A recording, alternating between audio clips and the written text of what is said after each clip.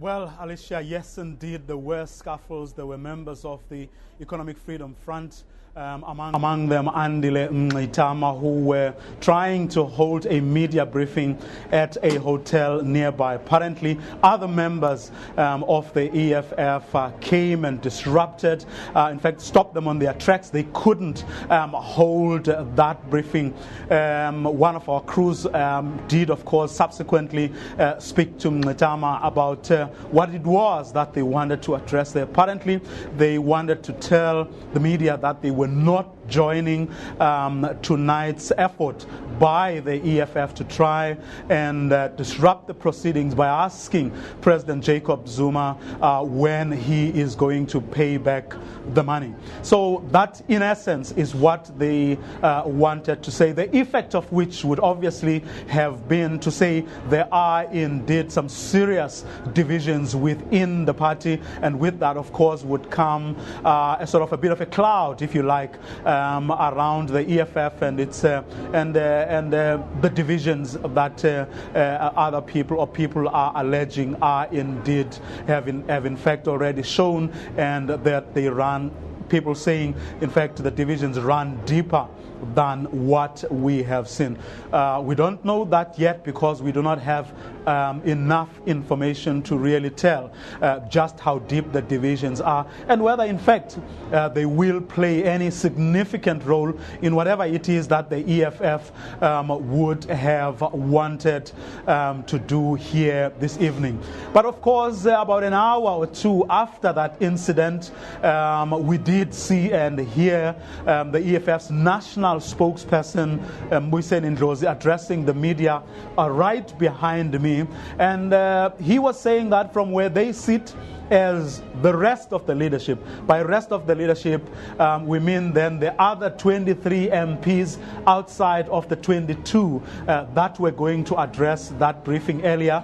Those members of the EFF are more than ever before determined to go ahead with what the EFF had promised or threatened to do, which was to stand up and ask the president before he delivers the State of the Nation address to pay back the money, or to tell the nation when he is going to pay back the money. So we don't know yet what's going to happen, but that's where things stand insofar as that EFF threat goes. Going back to another issue, which was the threat by members of the National Education Health Workers Union, NEHAU, that is, who are here in Parliament complaining, among other things, or chief among their complaints being that issue of the 13th check, as you heard from the story that you played earlier, Alicia. On that one, the situation is still as was described in that piece, but what we also heard was that there were other throngs of other members of NEHAU who usually assist Parliament, but those are people who volunteer their services. What we are told is that those members of NEHAU who usually help Parliament to create a bit of a vibe, but also to make sure that all hands on deck, it's all hands on deck, and they do support whatever Parliament is doing. There too, we are told those members have decided to boycott the ceremony and not to come here and assist as they usually do. But a short while ago, about 45 minutes ago or so, there were members of the Democratic Alliance this time around who were lining up the streets not very far from where Parliament is. As you can see in your pictures, those people apparently crossed the barrier line, and the police then started asking them to stop what they were doing, and we do believe that a few of those people were arrested. We don't know yet where they were taken to, and if they are going to be charged, and what the charge would be. There you see it on your screen, one of them being taken, as you will see later, to a van that was standing by. So we do not know at this stage what has happened, what actually happened, except what I've just told you, which is what we confirmed with members of the Democratic Alliance here in the Western Cape as to, as I say, what it is that exactly that they did and what's going to happen to those that have been arrested. We do not as yet know. But in a short while, I will be speaking to the Deputy Speaker of the National Assembly, Mr. Lichisa Zenoli, who has just walked into the studio, and I'll be talking to him in a short while just to touch base with him to find out if everything is as was prepared and whether there is anything else that we need to know from him. Well, Mr. Zenoli, thanks very much for joining us and welcome. What's on that? Thank you. Well. All systems go? Yes, sir. All systems go. We are ready. And our visitors have arrived. Some are arriving. And unfortunately, I had to be taken out of my meeting with them to come here. So we're making you a bad host? Absolutely. You're making me a best host, destroying my reputation to our guests. No, but things are working according to plan. There has been some inconveniences, but those are when you organize an event of this magnitude. Mm-hmm. So no, we are ready. Do you want to share some of those with us?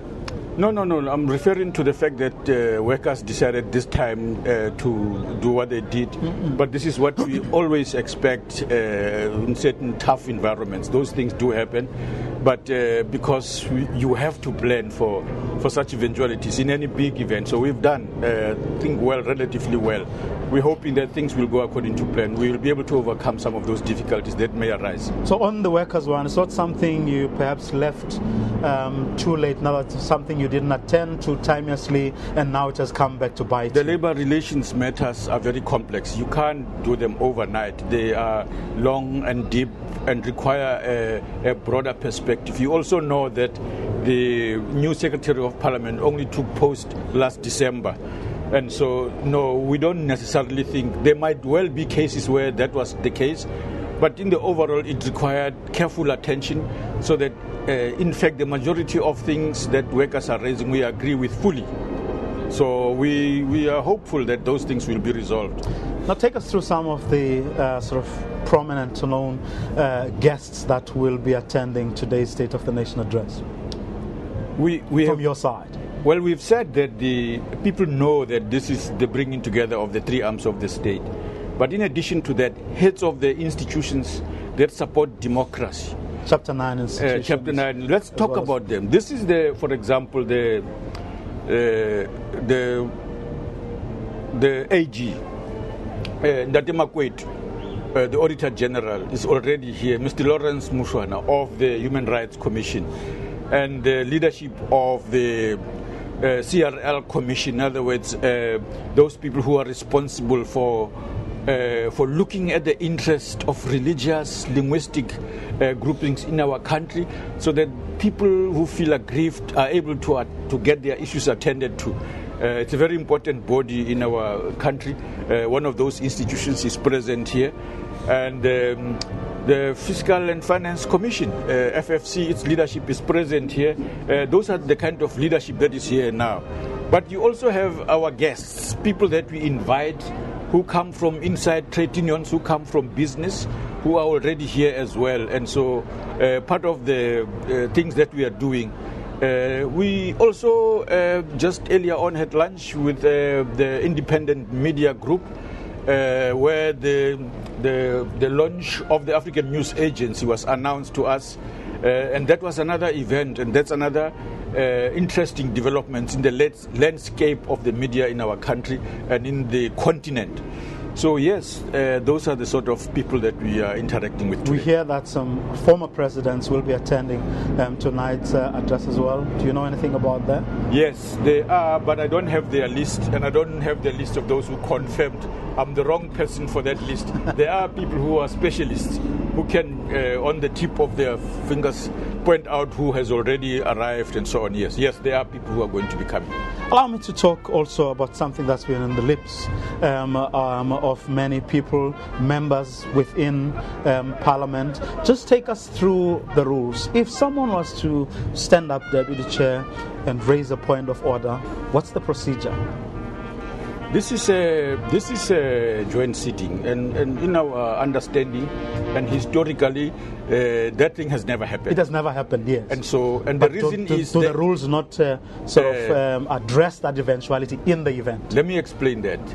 And the reason for that not happening is that by convention, this is a meeting of the president. He has invited us to come and talk to us about his view about the state of the nation. We have already factored its debate in our program next week. And so there are also questions to the president that are often programmed. And this, we already have a date already. And so questions, any point of order, and some of the issues that people are raising, that they may raise, they've communicated with the Speaker.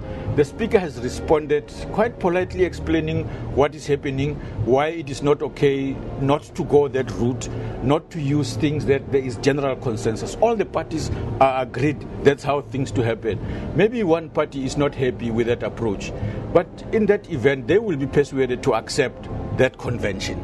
That's all I think should be said about how I expect the presiding officers will do so. That they'll try to persuade those who would want to ask questions that this is an inappropriate question, an inappropriate moment rather for questioning, because the questioning is it's going to be debated. In other words, there's no assumption that the entire parliament agrees with the state of the nation's perspective by the president. We already know, being a multi-party parliament, that it's going to be debated. So accountability starts with the debate of the state of the nation, which is already programmed. So we don't find it appropriate that there should be questions, points of order when he delivers that in the presence of guests who are not there for purposes of questioning. Happens when we are meeting on our own. So you're confident that members of the EFF MPs would be persuaded, and they should be able to listen to whatever argument. Despite temptation to the contrary, I'm optimistic that we might be successful in persuading them to accept the order. The presiding officers have the authority to bring about order in the House. That's at the most basic. One of their basic responsibilities. The decisions of various subcommittees, where they take place and so on. Finally, when the presiding officer is in the House, that presiding officer has authority to decide one way or another. And if there's any challenge to that challenge must go to the Rules Committee, which is a committee outside of that event. But for the running of the day and the occasion, the authority lies with the presiding officers. In other words, it's not just convention and practice, but it is also the implied authority of the presiding officers to be responsible for order in the House. And one of those orders is to restrict your right to speak on matters when you shouldn't be doing so, when there has been not arbitrary decision making about whether you should or should not, but a collective decision that has been confirmed. Yes. Now, just a final word on this particular issue. From the conversations you've had with the parties, the issue of the president coming back to address Parliament or to answer questions, MPs' questions, that has now been sorted. In other words, have you agreed on a time or dates or the number of instances when the president can then come back and speak to those questions that some of the parties are saying he hasn't done or didn't do last year? Has that now been sorted now? You see, Vuyo, it's not a question of us agreeing to anybody's request. It is a requirement for the president to come here. The president understands that. And this is what he normally does, that at the beginning of the year he will give us indications of the dates and so on. In this instance, when he came, we were very clear that the repercussions of blocking him from completing his questions would lead us to where we are going to find difficulty to maneuver his calendar. That's the first problem that we have. now that we have gone over that and people have debated it and so on and so on, he has done what he usually does. In programming, we must receive from him dates and so on. He's given one of those dates. We now have a match during which he's going to do that. But you see, Vuyo, I mean, the public debate suggests to you that issue is a political issue. So whether people will stay with the agreed dates and therefore postpone whatever it is that they want to do at the appropriate times, there are other technicalities. Certain things do lapse at the end of a year. You have to revive them unless you are giving them over. Normally what we say when we haven't finished business in the House, that the remaining answers to questions that would have otherwise been handled there will be given in writing and will be available in Hansard. Like he did earlier this week? Yes. Now, lastly, Mr. Deputy Speaker, State of the Nation address the President's going to give. What happens to that State of the Nation address once the President has delivered it? Parliament is obviously going to debate it. Just take us through very briefly the sort of inbuilt mechanisms of interrogating the issues that you will have raised, and how Parliament then processes what the information that the President will have given. Once the President has done his work, has presented his State of the Nation, his perspective on the State of the Nation, we have already programmed the budget day. No, firstly is the debate, I said. It's an important part of Parliament dealing with that thing. Let's debate this thing. Where MPs get an opportunity to interrogate this. Yes, to say, President, on this matter, we agree with you on this, we don't agree with you. He will do the same thing. And ask him specific questions. In his reply, say, no, on these matters, this is my view, I agree or I disagree with you, and so on. He will do that. That's the nature. That's why it's called a debate. It's not arbitrary throwing it, this is the line, you follow the line. And then what next happens is that the debate, the next step is for the Minister of Finance to say the general program of action of government that has been tabled, these are our allocation of resources. This is how it will be financed. Yes. Thank you very much, the Deputy Speaker of the National Assembly, Mr. Lechisa Tsenoli. Well, it's back to you, Alicia, in Johannesburg. Thank you, sir. And of course, that is, SABC's contributing editor, Vuyo Mvoko, talking to, of course, the Deputy Speaker of the National Assembly, Mr. Lechisa Tsenoli, saying that, of course, they are prepared and they are ready and they've planned relatively well ahead of the State of the Nation address, addressing some of the security concerns there. Chances. Because whatever we're going to do, we're going to...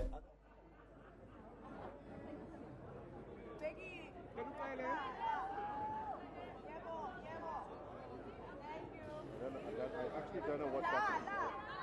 Let's start here.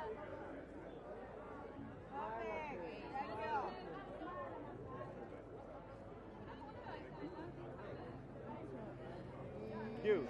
Well, red carpet action is now in full swing. All the colors, all the bright colors have come out. Here we've got Reverend Kenneth Meshwe and his wife Lydia from the ACDP. Ma'am, you've put on a bright color this year. You always come in these loud and bright fashions.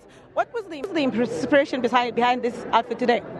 Well, because of what's happening in our country, many people feel a little bit depressed and they are scared of what's going to happen in Parliament. So I just thought, you know what, let somebody come and brighten the whole issues. Reverend, what's the ACDP's key expectation from the President today?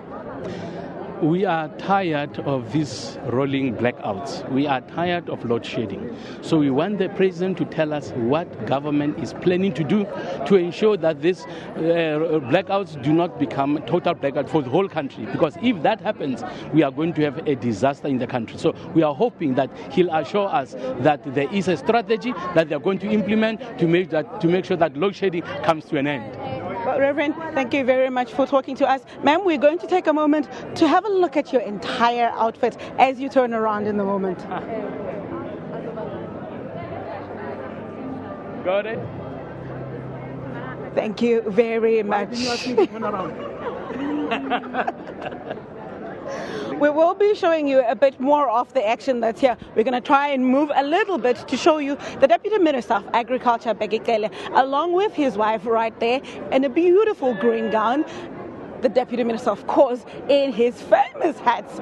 Unfortunately, he's a bit of a distance. We can't chat to him right now. We'll see if we can catch up with more guests along the red carpet here. But looking at the other side, there are more people that are streaming in, but as I said earlier, the outfits aren't as bright and as outlandish as they usually are in previous years. We've seen DA MPs come in black as part of their campaign to boycott the red carpet, as part of a campaign to raise awareness about some issues that they said their leader will address later. We're hoping we can still see the leader of the official opposition come through the red carpet and maybe give us a bit of an idea of what that boycott is about. Ma'am, please come a bit closer. Tell us, what's the inspiration behind your outfit? Oh, my outfit? Well, I'm a designer. I'm a young designer and I'm here with the ACDP. So my outfit is just something that I like, and also I think it reflects a more modern South Africa. Seeing that you're a designer and you're now on air, let's give you a moment to tell us your name and where you are. My name is Abby Glover, and I'm here at Parliament, and I'm from Durban. Well, what are you expecting from the evening? Now that you're here, what do you want to see? Well, I hope that it runs smoothly and it's peaceful, but it's my first time here, so I don't know what to expect. As a designer, what's your impression of the fashions you've seen so far? Oh, very authentic, but yeah, very colorful and very exciting, definitely. Okay. Well, thank you very much for speaking to us. It's Sherilyn Dudley of the ACDP. Good evening, ma'am. Tell us, why black? I love black. Is there a particular link between you wearing black and the DA MPs who are wearing black today, though? Absolutely not. It's pure coincidence, but black is beautiful, so at least they've recognized that. So. Well, thank you very much for speaking to us. That's Sherilyn Dudley of the ACDP, along with her date, Abby, who is a designer. Look out for her. We see that ANC MP, Mr. Jackson Tembu, is right here giving interviews. We're going to try and have a look at his partner's outfit. Ma'am, please show us your outfit in the meantime. Where did you get it, and what did you like about it that made you decide you're wearing this one for SONA? Oh, I've just decided I like pink. And it suits you very well. Please turn around, let us see your outfit.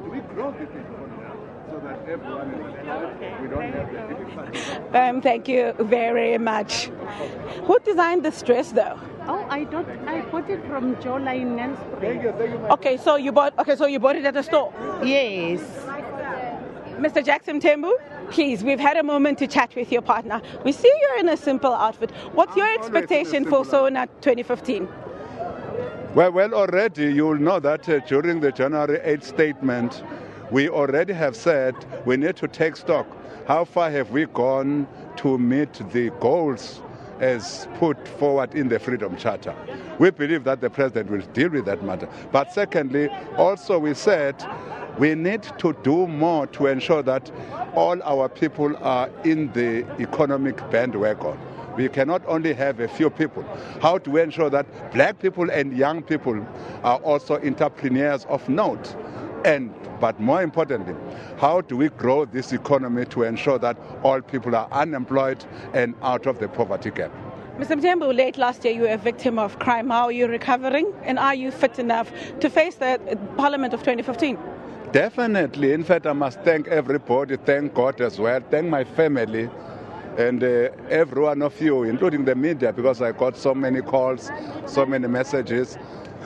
So you made me to live with the power of God. Thank you very much. I'm ready to serve, as I've said, to serve my people. Mtembu, thank you very much. That's ANC MP Jackson Tembu saying he's ready and fit to face the 2015 parliamentary year. Let's go back to Vuyo in the studio. Well, and that's, of course, Sandam Badger live on the red carpet outside Parliament. And that's how we wrap today's PM News, the State of the Nation edition. But don't despair. The proceedings will be coming to you live right here on the SABC News channel. President Jacob Zuma is expected to deliver the keynote address at 1900 hours Central African time right here on SABC News. It's bye from us in studio for now.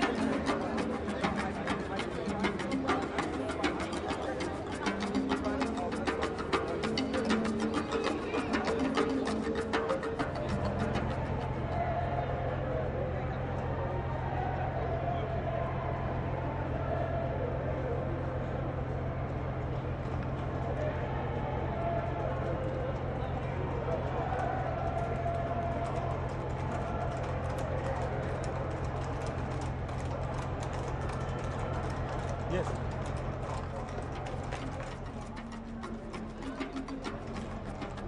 Okay.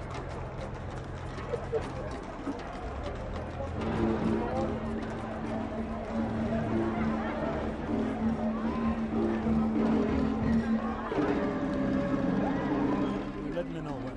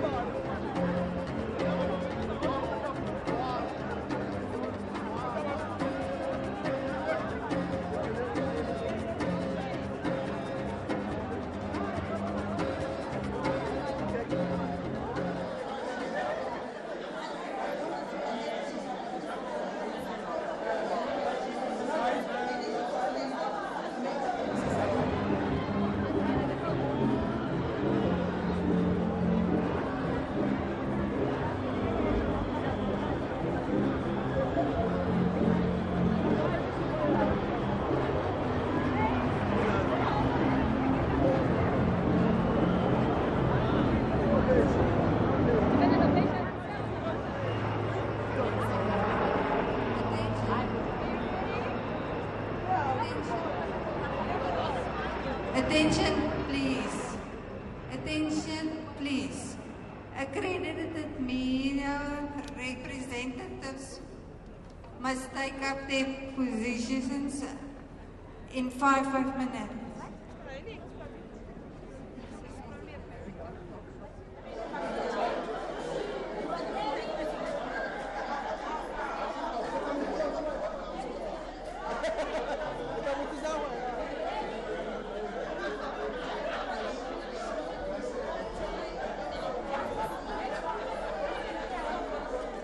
If you've just joined us, welcome to Cape Town. You are watching live visuals of members of parliament as well as guests who are attending this year's State of the Nation address, expected to be given by President Jacob Zuma around 7 o'clock. But between now and then, we will, of course, be bringing you up to date with what is going on here, who's wearing what, who is in attendance, what will be happening, and so on. So do stay with us. We will be joined. I will be joined a little later on by Anna Payne, who is already here looking stunning in a blue dress.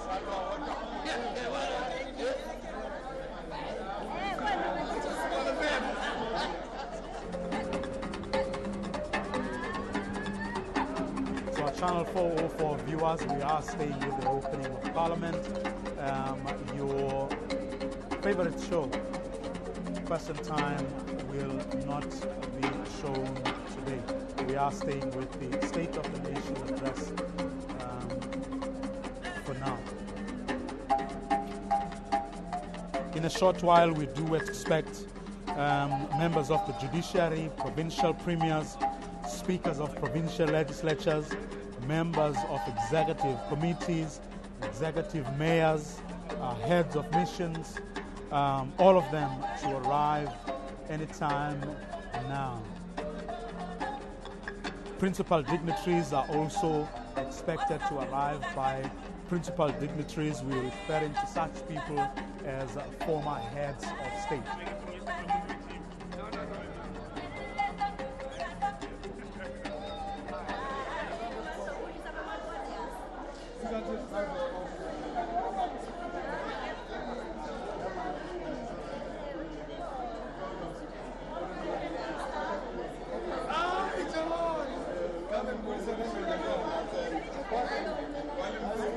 Well, the people you're seeing coming through now, they're at the foyer of the National Assembly building.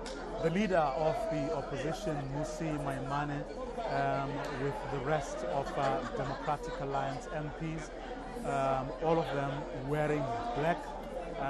They did say earlier on that they will not be, they are not in support of the EFF's intention to register a protest.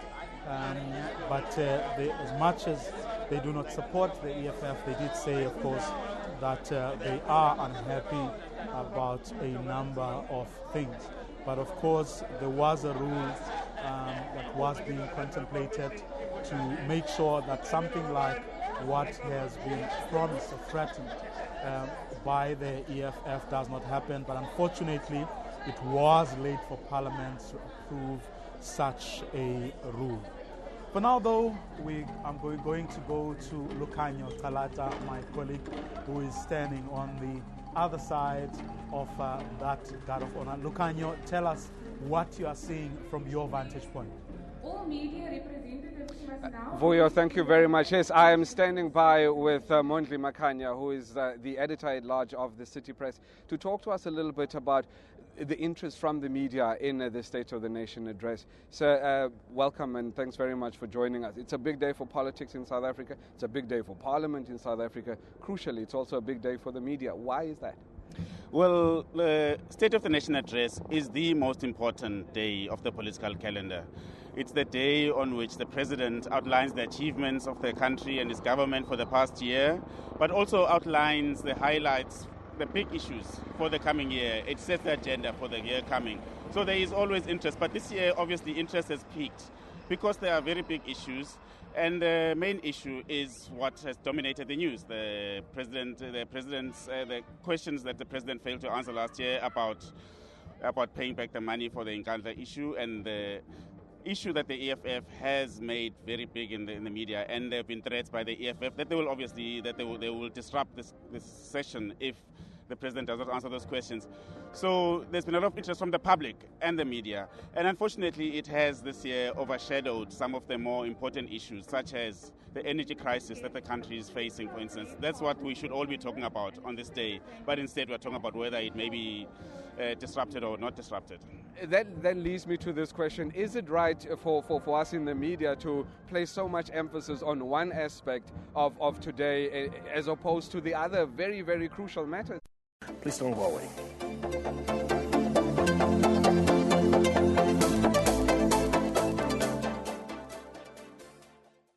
Before democracy came into being.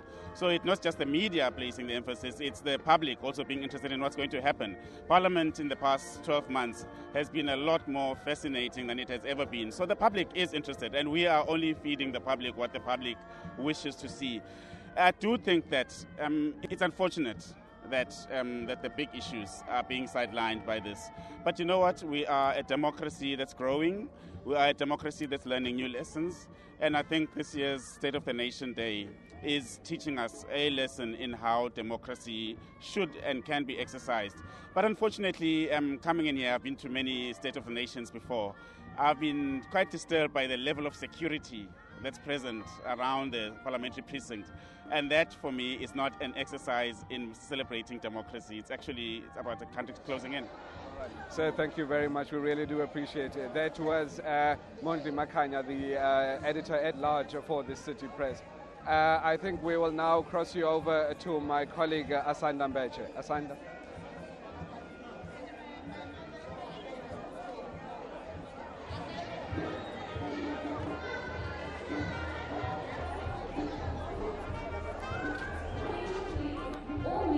Apologies there.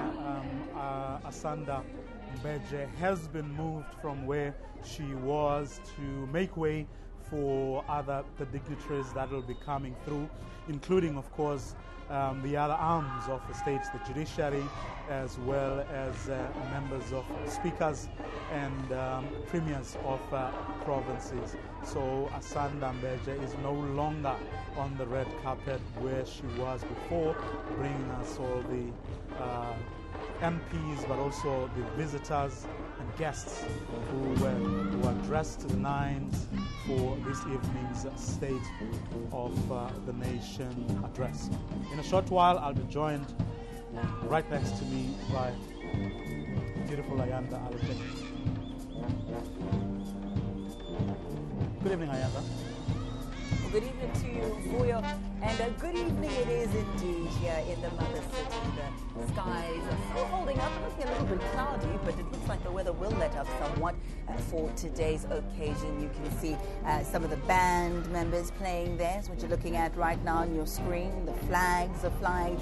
Colourful indeed is not just our flag, but also some of the dignitaries who have gathered today. Dressed to the nines is what you had described it as, indeed. Now, I don't know if I should trust your judgment to ask you who wore what, because as we were making our way here, we were, accompanied by a number of political parties. We saw the likes of the Economic Freedom Fighters, the Democratic Alliance, even ANC members converge in small little pockets in the city centre. So I didn't get to see the fashion. I perhaps saw the colour of the political parties. Can I trust you with your judgment to tell me who was wearing what and what they look like? No, you can't, but I can tell you the little that I saw. I did see the DA, all of them dressed in black. I did see some MPs of the EFF earlier in overalls, red overalls and gumboots. The rest of the MPs are dressed to the nines, suits and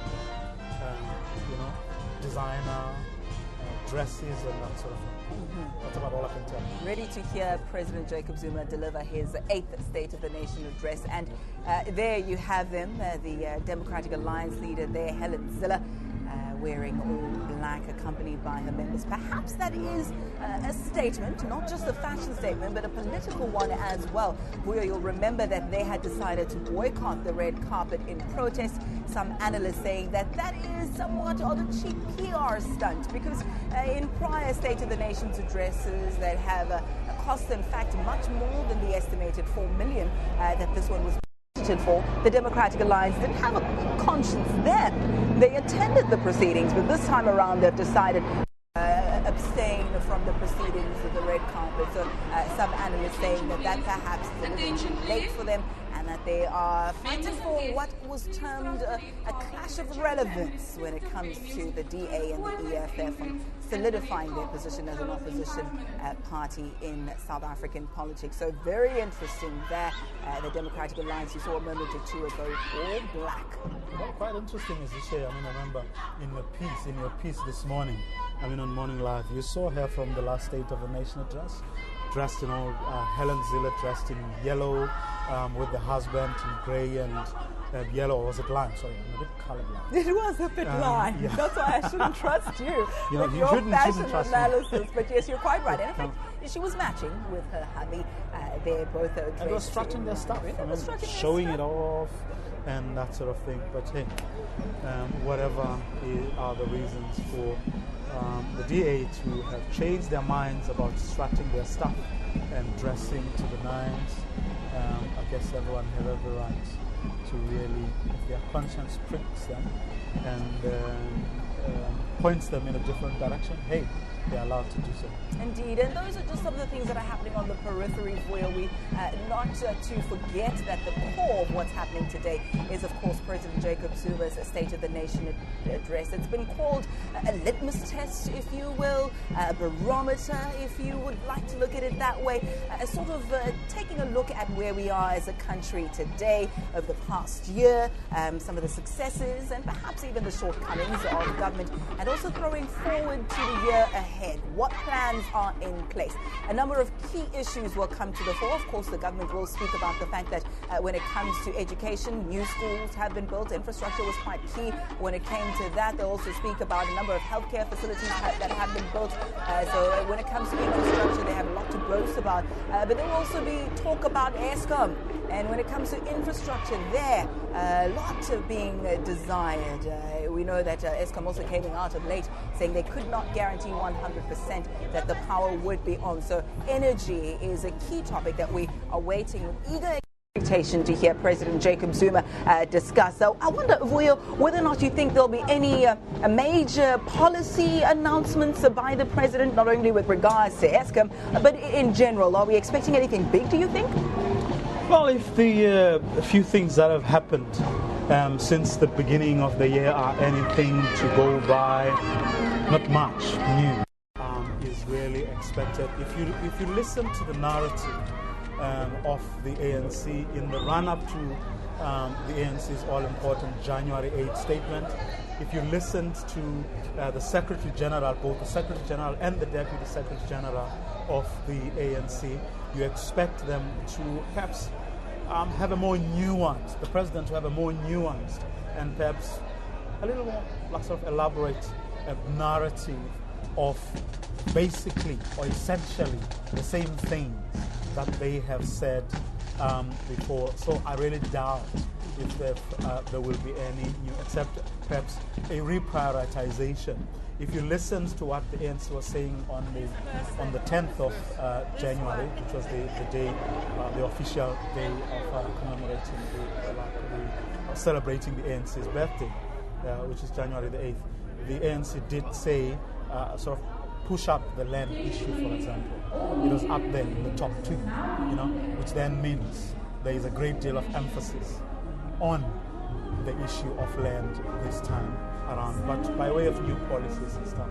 I don't think nothing that you're expecting much. All right, we can see some visuals of some of the guests, the dignitaries that have arrived. A moment or two ago, you saw Minister, shall we call him Razzmatazz, as some have mentioned him, Minister Fikile Mbalula coming in. I wonder, very tongue-in-cheek of me to be cheeky, if President Jacob Zuma will talk to us about the state of Bafana and how that needs to be addressed. But of course, that is just something of a side note for me. We are seeing the officials coming in with their partners and relevant stakeholders as well.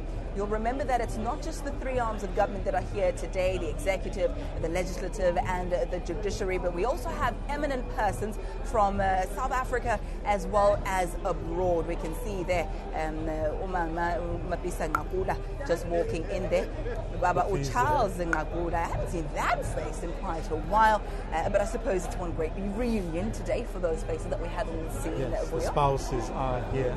Well, he's an ambassador these days. He, I guess, spends a lot of time doing his job outside of the country. And someone that directly affects us, of course, is the Communications Minister. She's just arrived now, Mama Faith, as you've just seen her coming in a shimmering, shall we call it navy blue and black dress. She's just walked in, but what you're looking at now is, of course, the procession. And they have been doing the rounds this afternoon, evening, walking and serenading the onlookers, just to remind Cape Townians, in case they forget, what a mammoth occasion this is today. The State of the Nation address, President Jacob Zuma's 8th, and of course the last as we celebrated the 20 years of democracy as it wraps up. The next one we'll hear, of course, will be the State of the Nation address that enters into the next decade of our democracy, and that of course will also have some significance, I should say, for you. Oh yes, certainly.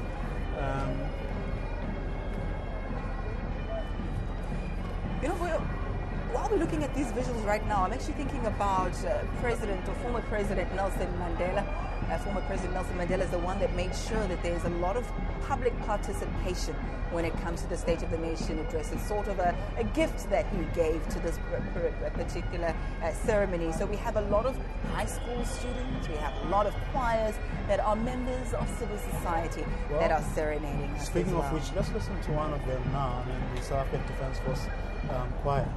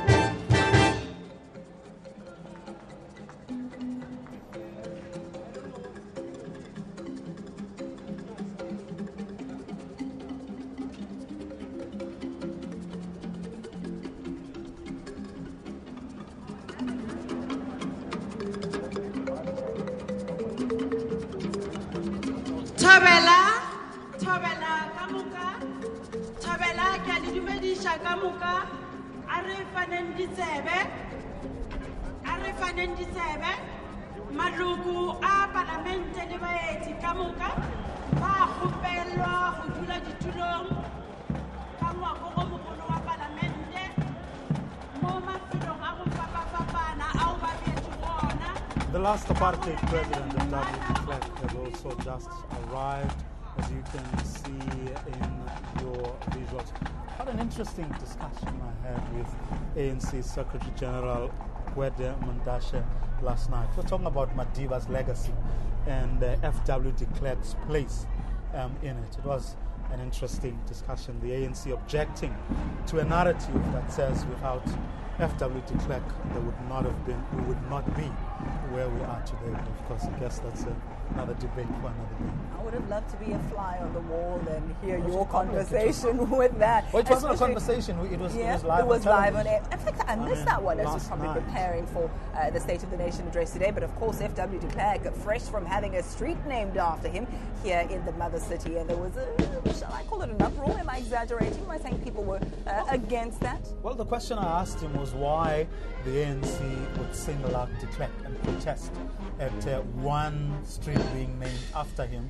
When here in Cape Town, you also have streets that have been named after Nelson Mandela, yes. Robert Sobukwe, Steve Biko, and other greats. You know, why single out de Klerk? And he said something along the lines of their only objection was the fact that he said F.W. de Klerk was being singled out as the only person who made it possible, when in fact, certainly from where the ANC sits, F.W. de Klerk succumbed to pressure, even though they do give him credit for having crossed the Rubicon and did what none of his predecessors dared to even contemplate.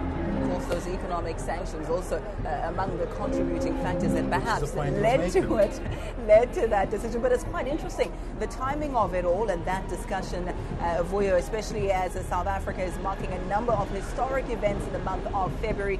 We have the announcement by F.W. de Klerk of the unbanning of the ANC and a number of prohibited political parties back in the day, the likes of the PAC as well. And then we also have, of course, the release of Nelson Mandela. We celebrated that not too long ago, just a day or two ago.